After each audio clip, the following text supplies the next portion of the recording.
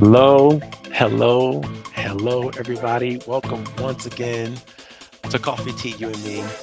This is the rebranded version of Coffee Tea, You and Me. Today, we are launching our next big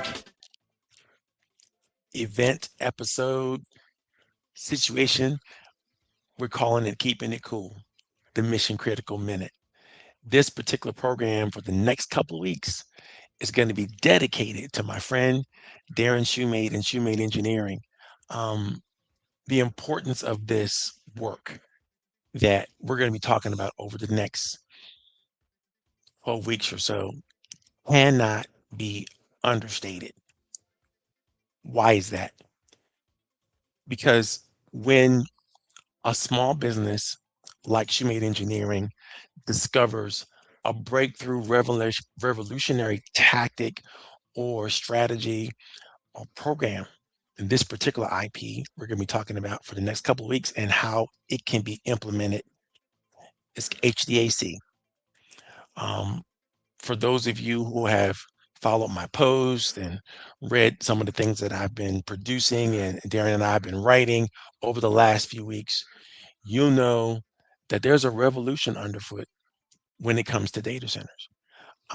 There's an opportunity that we all have as a community to do quite a few things that we could not do before this particular invention. And I want to give a shout out to our friends at Schumate Engineering. Got to give a shout out to the master himself, Steven Spinazzola, who I call the scion of HDC, and my dear friend and brother. I call him a brother from another mother, my pal Darren Shoemate, who we affectionately call the Godfather of keeping it cool. And this is exactly why we named the show exactly what we named the show, because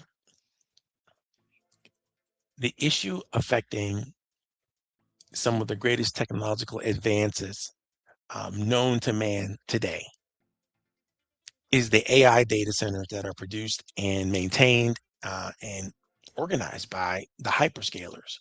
What is a hyperscaler? We're talking about your Amazons, your Googles, um, your Nvidias, your huge organizations that are developing AI at a breakneck pace. And because of that, they're having to make sure that two things keep up: the microchips, and if any of you ever heard me talk about the semiconductor revolution, it is real and it's happening right here in America. And then there's the data centers.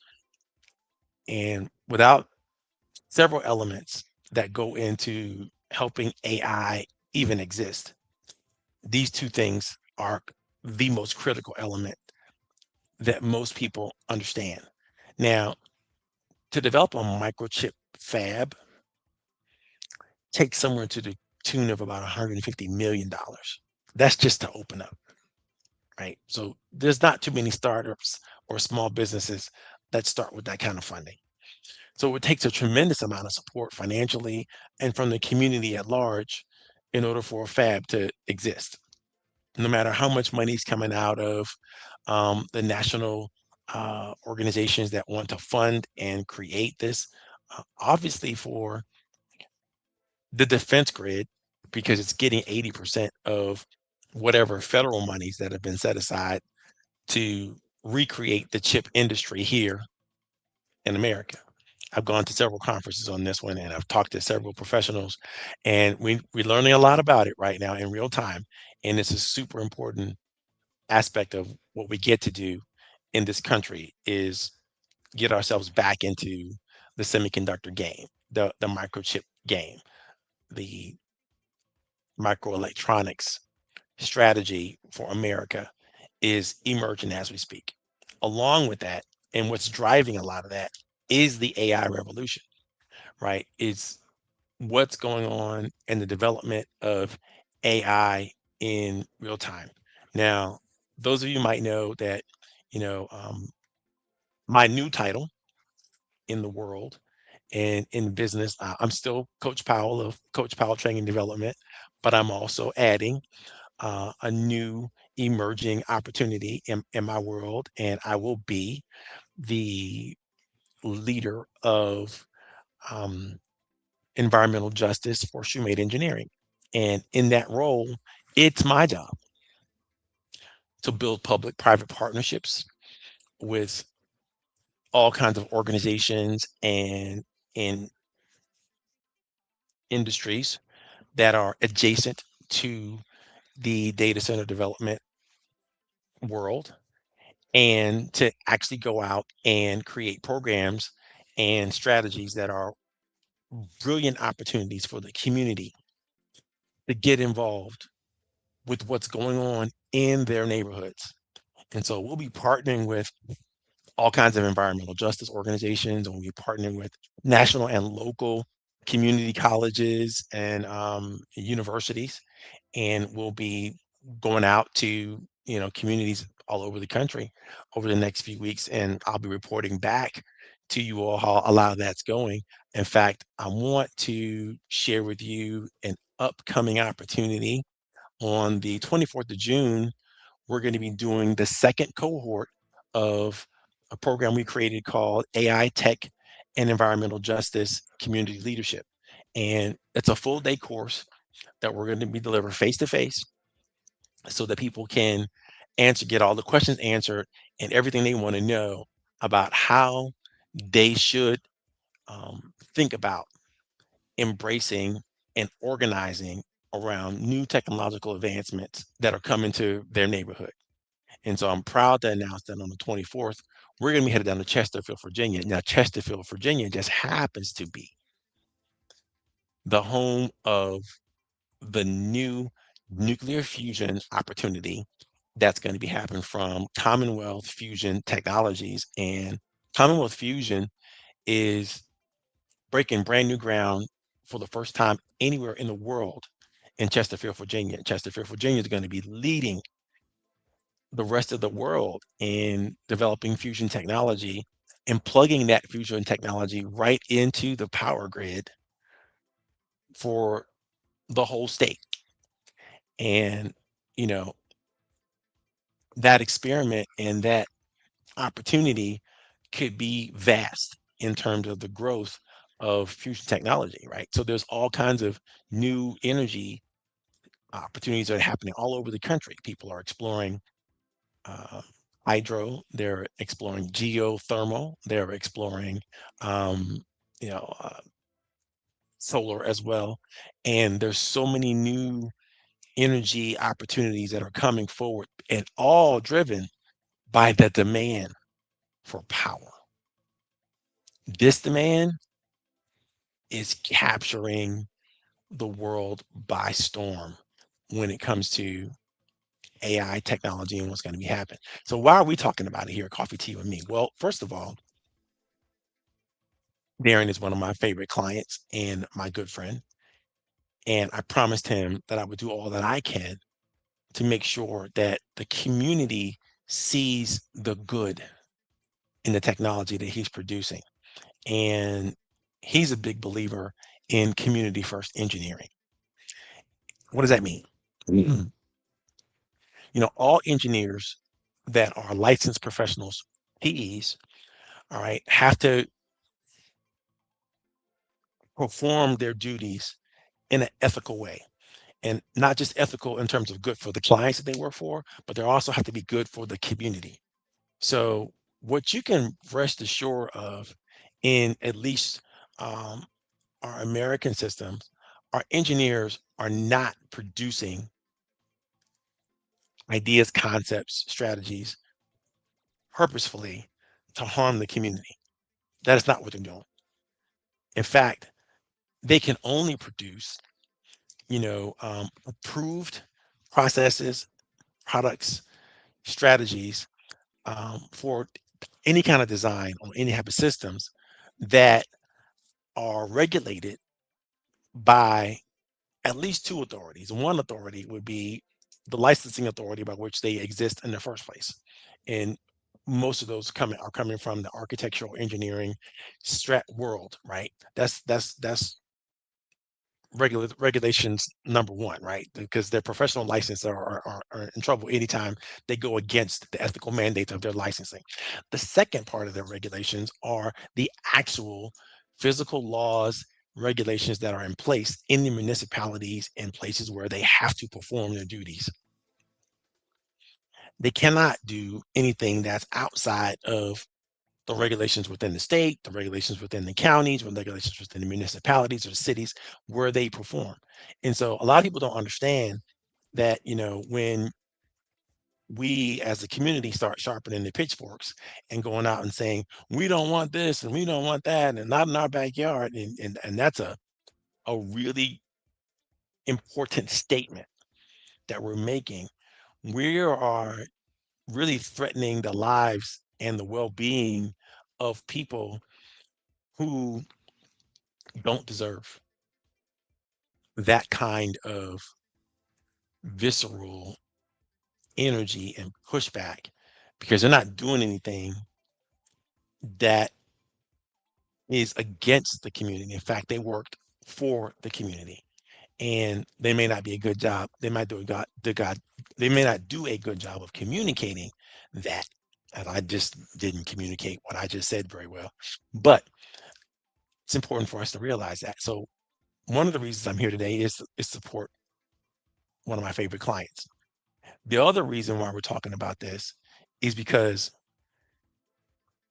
the creations that are coming forward and the technology that's coming forward solves so many of the community problems that people are talking about, that are getting headlines, and journalists and attorneys all over the world are um, making a lot of leeway and a lot of noise about something that is not necessarily good for the community.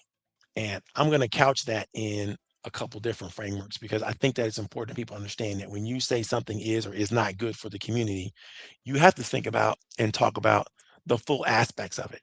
You can't just talk about the political ideas or the economic ideas or the social ideas or the legal ideas, the technological ideas, or even the environmental ideas. You have to consider all of it for short term and long term.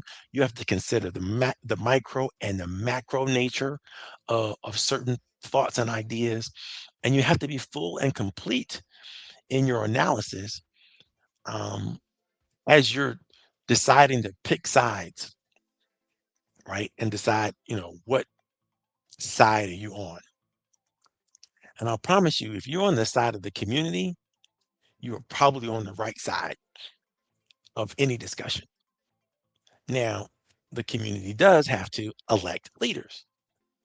And when the community elects leaders, appoints leaders, or selects leaders, we have to be careful that these are people and organizations that exist with a level of discernment, right? And they're not just knee-jerk operators that function around whatever is sensational in the moment. And that tends to happen a lot. And what gets represented in our news cycles, what gets represented in our organizations and our world tends to take over. So before we get started, I want to talk to you about the image that you see in front of you right now. This is going to be the image, the brand that we're going to be working with over the next few weeks. And what is that image? This is actually a data center engineer standing in a data center, concerned with making sure that data center is completely operating, because everything that depends on that data center operating, like every sensor that is connected to IT or connected to the Internet of Things, has to work. And if those sensors don't work, if those systems don't work, then we don't know how to track the weather. And we don't know, our GPSs won't work. And our phone systems won't work. And everything that we literally love, the gaming systems, the learning systems, the internet literally is dependent on data centers, and everything that powers the internet comes out of data centers. And so it's very, very important that we think about what we say and what we mean when we work against um, the forward flow of technology in this way. Because when we do it right, then we get what's best for the community. When we do it wrong, we literally get to slow down the growth and the pace of human exploration and the growth of the systems that are underneath a lot of what we hold dear. But you're going to find out a lot about that stuff over the next few weeks. Today, we're going to cover the 5 hidden elements that we talk about when a lot, and Darren and I share lots of conversations on this, that really organizations simply forget. These are hidden costs. These are the 5 hidden costs that traditional cooling on AI data centers have to endure, and why communities are demanding better. So let's get into it really quickly. You know, AI is simply rewriting the rules of data center design. But the one thing that hasn't changed fast enough, simply put, is cooling. Data centers have to be cool. Now, traditional cooling systems for data centers in today's world, they look cheap on paper until you uncover the real cost that they push onto operators, utilities, and the communities that host them. Let me repeat. The traditional way data centers have been done could really look inexpensive on paper. But the real costs that the operators are going to have to endure, the utilities are going to have to understand and put up with, and then finally the communities where they exist are going to have to reckon with are vast. Here are the 5 hidden costs that nobody talks about. And I'm going to prepare you to talk about it today. Number one, water consumption. Millions of gallons of water are lost. These evaporative cooling systems drain so much water, it's like almost a small town can be affected by how much water they drain. That is a direct hit to municipal budgets, to the aquifers that they have to supply, the community trust, and basically water is the new permitting bottleneck. So imagine if a technology came along that alleviated that problem immediately. How much money would be saved? The second hidden cost is chemical drift and plume. You see, what happens with these cooling towers is they release chemicals, aerosols, and visible plume into the air. Now, for all environmental justice communities, this isn't theoretical. It's a public health issue. We cannot have more toxins, more aerosols, more chemicals of any type moving more and more and more as these AI super com- dense and super big, super huge um, data centers get bigger and bigger and bigger and bigger, but we haven't changed the technology that makes them work. This is a problem. The third problem that we began to disclose and understand is that the energy spikes that happen at high density It's crazy. A traditional AI data center or traditional data center of all types may take 80 to 120 kilowatts of power. This means the compressors have to work harder, energy bills surge, not just to the data center, but to the entire grid. PUE climbs.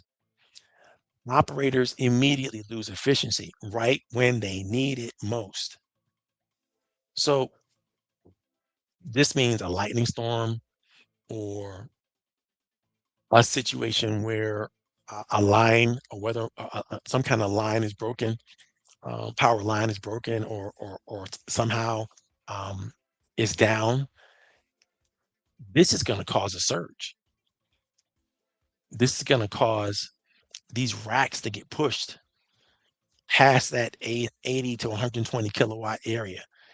And that's when things get dangerous. That's when things get problematic for the infrastructure of almost any community, right? You want to those energy spikes at high density are a real issue, and it's a hidden cost that we don't talk about. The fourth hidden cost is the simple infrastructure strain on cities. Now, before we talk about water treatment, sewage capacity, and emergency response, you got to realize that in most major cities in the US right now, there's already a large constriction of what needs to have happened to update the water supply, the power grid, the sewer capacity, the emergency response systems. They're not up to where they should be today in terms of development, and they certainly are not ready for large strains and tests on those systems.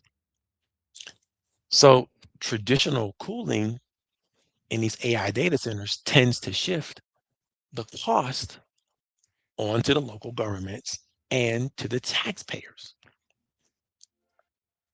Again, what if that wasn't the case? What if technology itself could remedy this additional strain on our cities and actually even reduce it? The fifth most important cost when it comes to these AI data centers right now is the slower permitting and the community pushback. It takes a long time to get a traditional data center through the permitting process. And there's an awful lot of community pushback because the old way they used to do these things just wasn't good for anybody, and everybody knows it. Communities are saying no to water intensive cooling. They're saying no to plum. They're saying no to drift and water drawdowns. These things trigger delays and hearings and set up redesigns that are all costly. Basically, traditional cooling is becoming a tremendous risk factor. I don't know if you guys are paying attention, but you're seeing plans for data centers all over the world get scrapped. The bottom line is AIA or AI era cooling must protect performance, it must protect people, and it must protect place, meaning the geography. We can no longer force communities to choose between economic growth and environmental health. This is why HDAC is gaining momentum. This is why the technology created by Shoemate and Shoemate Engineering is it's so amazing that I got to talk about it, right? It's near zero water, near zero, no plume, no drift, lower energy costs, faster permitting, and community aligned by design. Let me repeat, near zero water, That takes away the water argument. No plume, that takes away the chemical emissions and problems with the air quality. No drift, lower energy means we're not talking about adding to and creating more power demand. Faster permitting because it makes sense and it's going to be easier to get through the permitting process. And then it's aligned with the community, meaning people like me are going to be all over the community, helping the community understand how to adequately ask for what they need from these big data centers. Now, the beautiful thing about HVAC, I asked Darren about this the other day. It's crazy when we thought about it. It's like it could be retrofitted on older data centers, not just the new builds. So basically, if we get the regulations changed correctly through the permitting process and through the environmental ideas that are coming from agencies and organizations all over the world, we're going to create a new standard as a community. And that new standard is going to be better for us as a community. So when you say something's better, you got to think about what it really means to be better. And it doesn't just mean keeping the politicians happy. It means making sure that all those environments we talked about earlier, performance, people, and place, are all working together in a magical way. Okay.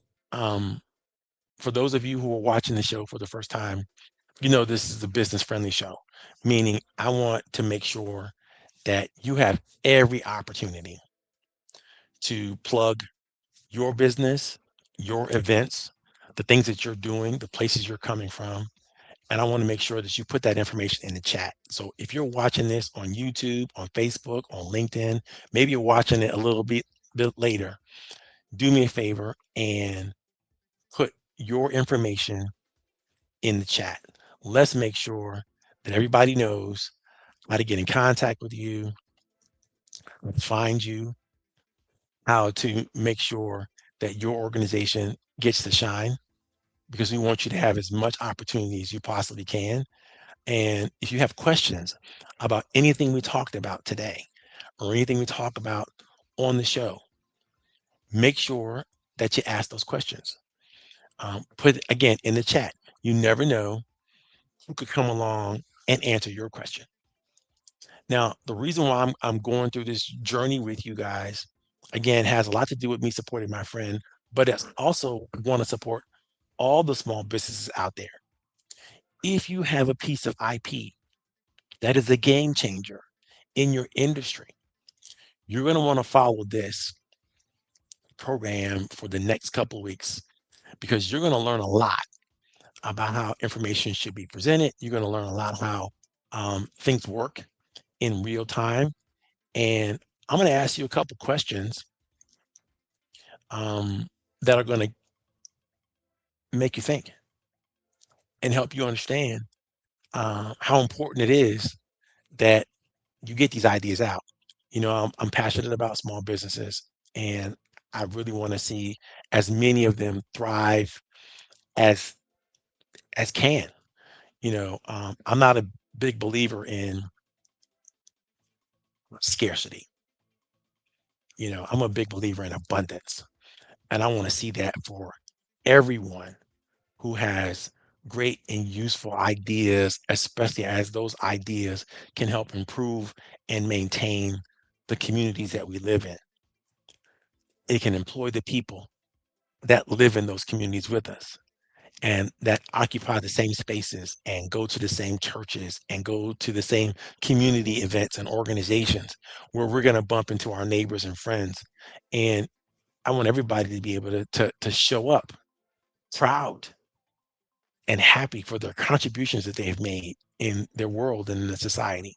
I look forward to working with anybody who wants to work, who wants to, you know, move the needle and make sure that the next iteration of whatever they do is the best that it could possibly be. My name is Coach Powell. This is Coach Powell Training Development, and we are keeping it cool with Shoemade Engineering. Looking forward to talking to you guys next week and keeping the party going.